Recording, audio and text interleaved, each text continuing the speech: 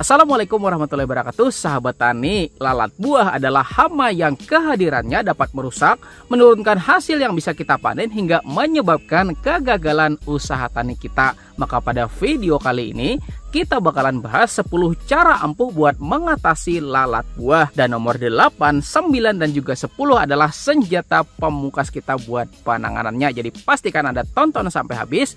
Insya Allah bermanfaat. Mari kita intro terlebih dahulu. Bim.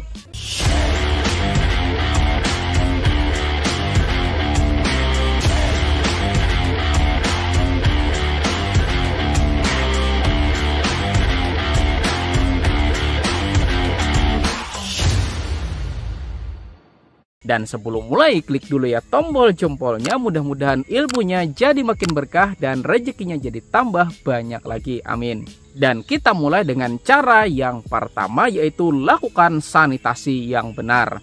Sekarang coba jawab pertanyaan saya. Kalau kita nih misal menemukan buah yang kena busuk akibat lalat buah, biasanya kan kita petik ya nggak sahabat tani. Nah setelah dipetik, biasanya kita bakalan taruh di mana? Kebanyakannya bakal ditaruh di bawah tanaman, ya enggak? Ya paling jauh dikumpulin ya sahabat tani, kemudian dibuang gitu aja, ya enggak? Padahal lihat sendiri coba, ketika ada buah yang kena lalat buah kemudian kita operasi, maka di dalamnya bakalan ketemu ulatnya. Dan ulat ini kemudian memasuki fase pertama, kedua dan juga ketiga, dan setelahnya bakalan menjadi kepompong lalu kemudian menjadi lalat buah kembali. Dan ada penelitian loh ya sahabat tani bahwa ternyata ulat yang ada di dalam buah yang kena meskipun udah dipetik masih bisa hidup berhari-hari.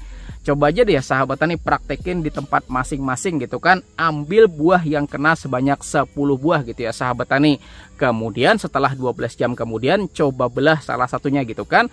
Kemudian 24 jam kemudian dibelah lagi. Dan 48 jam dibelah lagi sisanya sahabat tani. Kalau ternyata masih gerak-gerak ulatnya, artinya ulatnya pada nggak mati, ya nggak? Dan setelah fase ulatnya itu selesai, maka kemudian ulat itu bakalan menjadi kepompong. Dan kemudian kepompong tersebut bakalan jadi lalat buah kembali. Dan bayangin aja coba, kalau ternyata buah yang kita petik itu kemudian kita taruh gitu aja ya sahabat tani di bawah lahan kita atau di bawah tanaman kita gitu kan, kira-kira bakalan keputus nggak siklus hidupnya? Ya enggak kan ya sahabat tani. Makanya dengan kita tuh langsung bakar, artinya secara otomatis kita memutus siklus hidupnya sehingga ulat tidak sampai berkembang menjadi lalat buah gitu ya sahabat tani. Masuk akal? Kemudian cara yang nomor 2 yaitu menghindari segala yang berwarna kuning pada lahan pertanian kita. Dan saya belajar ilmu ini dari Pak Ansar loh ya sahabat tani, penemu biosaka gitu kan, bahwa ketertarikan hama pada tanaman dipengaruhi oleh yang namanya spektrum warna. Dan ini sejalan loh ya sahabat tani dengan pengalaman teman saya gitu kan. Kalau kita tuh harus menghindari warna-warna kuning pada areal pertanaman kita. Baju kah misalnya sahabat tadi jangan sampai pakai warna kuning gitu kan menurutnya dia.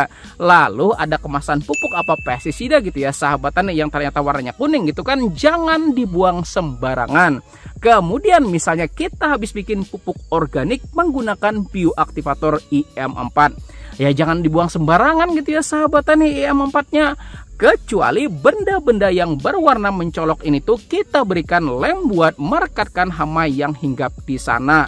Dan cara ini cukup efektif buat meminimalisir gangguan hama tanaman budidaya, terutama jenis lalat buah. Oke. Selanjutnya yang ketiga yaitu menutup celah lalat buah bisa menyerang tanaman kita.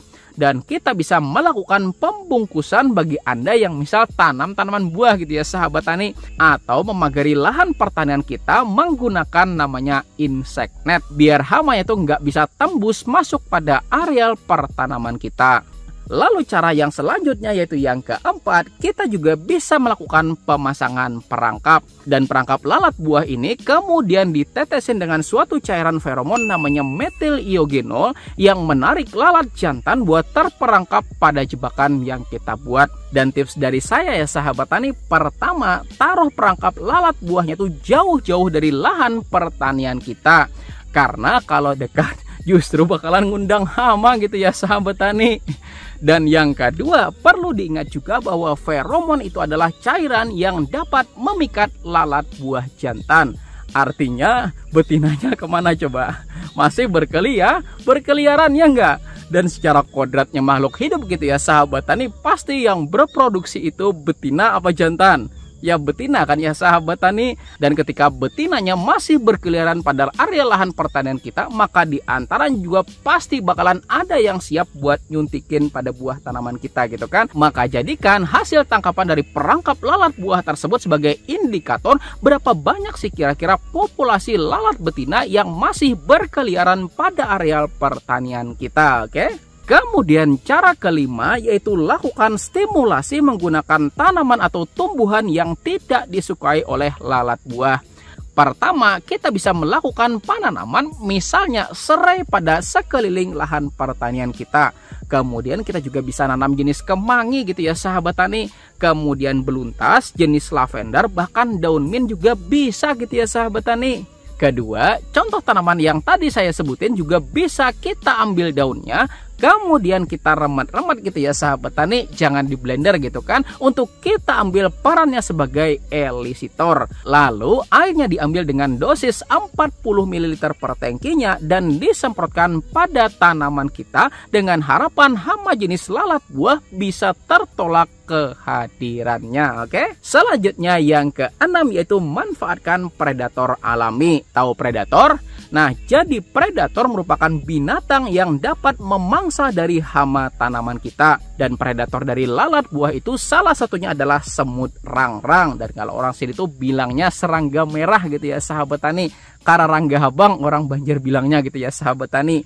Yang biasanya dia tuh bertelur di atas pohon gitu kan. Yang sarangnya tuh banyak diambil orang ya sahabat tani. Lalu anaknya dijadikan umpan mancing, tahu? Nah, jadi ya sahabat tani, semut jenis itu tuh adalah predator alami dari lalat buah. Makanya jangan suka diambil gitu ya sahabat tani buat dijadiin umpan mancing gitu kan. Karena lama-kelamaan populasinya pada bakalan habis ya enggak. Dan pada akhirnya lalat buah jadi nggak bisa terkendali lagi. Lalu jenis laba-laba juga adalah predator alami dari lalat buah. Serta kita juga bisa mencoba insektisida hayati dengan kandungan metarisium dan juga bioveria. Itu juga bisa menginfeksi hama jenis lalat buah, oke? Kemudian cara ketujuh yaitu bisa dengan pembuatan insektisida nabati penolak dari lalat buah. Dan beberapa bahan yang berfungsi sebagai insektisida nabati buat menolak lalat buah yaitu pertama adalah serai, kemudian daun kemangi, kemudian beluntas, daun lavender, dan juga daun mint itu juga bisa ya sahabat tani. Kemudian mengkudu tua, bawang putih, kencur, dan juga daun sirih juga bisa buat menolak dari lalat buah. Dan semua bahan ini bisa dilakukan pemblenderan kemudian disemprotkan pada areal pertanaman kita. Dan buat yang bertanya bedanya apa sih dengan yang nomor 5 tadi ya enggak? Jadi ya sahabat tani, yang nomor 5 tadi diolah sebagai elisitor, sedangkan yang ini ya sahabat tani, bahan-bahan tersebut dijadikan sebagai pestisida nabati atau pestisida organik, oke? Selanjutnya cara yang ke-8 dan kita sudah masuk pada penggunaan insektisida kimia dan beberapa alternatif bahan aktif buat mengendalikannya itu pertama berbahan aktif spinosad berkode angka 5. Kedua, insektisida berbahan aktif metidation, diazinon, dimetoat, profenofos atau triazofos dengan kode 1B. Selanjutnya ketiga berbahan aktif lambda-sihalotrin, alfa-metrin, delta-metrin atau beta-siflutrin dengan kode 3A. Dan yang keempat yaitu imidacloprid dengan kode nomor yaitu 4. Dan strateginya ya sahabat tani, ketika suatu bahan aktif dengan kode cara kerja tertentu ternyata udah kebal di suatu daerah ya sahabat tani, maka ganti bahan aktif dengan kode cara kerja yang berbeda. Misal di sana ya sahabat tani sudah kebal insektisida berbahan aktif profenofos atau triazofos, dan keduanya ini ya sahabat tani punya kode yaitu 1B, maka kita bisa ganti dengan bahan aktif dengan kode yang berbeda. Jadi cara itu bakalan lebih efektif daripada kita maksain penggunaan insektisida dengan cara yang memang ternyata sudah resisten. Lalu cara yang ke-9, setelah kita mikirin indukannya, baru sekarang mikirin gimana caranya biar telur yang udah terlanjur kesuntik gitu ya sahabat tani, supaya nggak sampai memecah. Dan beberapa bahan aktif buat menangani telur itu pertama berbahan aktif imidacloprid, acetamiprid atau thiamethoxam dengan kode yaitu 4A. Dan jenis ini juga saya rekomendasikan dulu ya sahabat tani. Waktu di sini saya ketemu hama wereng gitu kan, dan untungnya telurnya pada belum mecah gitu ya sahabat tani. Maka alhamdulillah bisa teratasin, dan serius ya sahabat tani, 15 hektar selamat gitu ya sahabat tani. Kemudian alternatif lainnya juga bisa menggunakan bahan aktif beta-siflutrin dengan kode yaitu 3A. Tetapi hanya bakalan efektif kalau dibantu dengan bahan penembus pestisida ya sahabat tani. Dan cara yang ke-10 ya sahabat tani, setelah lalat buahnya udah, telurnya udah, sekarang mikirin gimana caranya biar telur yang udah terlanjur mecah, biar ularnya itu bisa nggak berkembang jadi kepompong ya sahabat tani. Maka beberapa alternatif bahan aktif yang bisa dikombinasikan dengan penembus pestisida itu pertama Cartap hidroklorida dengan kode yaitu 14. Kemudian kedua yaitu metomil dan juga BPMC dengan kode 1A. Ketiga yaitu emamectin benzoat dengan kode 6. Kemudian yang keempat yaitu novaluron dengan kode 15. Kemudian kelima bahan aktif chlorantraniliprol dan juga flubendiamid dengan kode 28. Mungkin sampai di sini bakalan ada yang tanya gitu kan, kalau misalnya aplikasi cara nomor 8, 9 dan juga 10 kita campur bisa nggak Pak misalnya gitu kan? Maka saya jawab semua tergantung dari bagaimana pengamatan lapangannya. Dan kalau kena suntikan lalat buah itu kan pasti kelihatan loh ya sahabat tani bekasnya ya kan? Dan kalau ternyata nggak ada bekas gitu kan, cuman sebagai langkah proteksi aja gitu ya sahabat tani, maka cukup aplikasikan buat pencegahan lalat buahnya aja. Tapi kalau memang ternyata udah kena gitu ya sahabat tani, maka boleh buat dikombinasikan.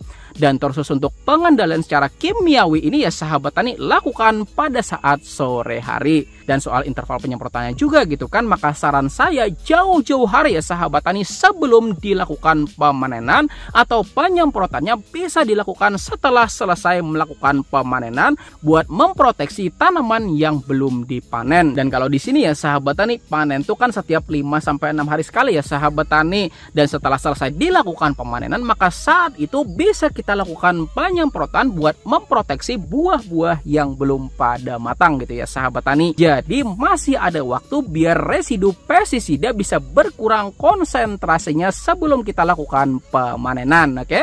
Nah, jadi nomor 8, 9 dan juga 10 adalah senjata pamungkas kita buat pengendaliannya. Tapi cara nomor 1 ya sahabat tani adalah cara yang paling efektif buat memutus siklus kehidupan dari lalat buah. Itu kalau sudah ketemu maka petik gitu ya sahabat tani, kemudian kumpulkan, kemudian langsung dibakar gitu ya sahabat tani. Nah, jadi itu tadi ya sahabat tani 10 cara ampuh buat pengendalian hama jenis lalat buah. Mudah-mudahan bisa menyelesaikan masalah hama tanaman yang sudah berproduksi. Jadi silakan ya sahabat tani klik tombol jempolnya jika Anda sukai video ini, dan juga bagikan kepada teman-teman Anda biar makin banyak yang tahu informasinya. Terima kasih ya sahabat tani. Dan di samping sini gitu kan ada 2 video yang saya rekomendasikan untuk Anda pelajarin. Insya Allah akan semakin tambah pengetahuan Anda. Saya Rizali Ansar. Terima kasih. Wassalamualaikum warahmatullahi wabarakatuh.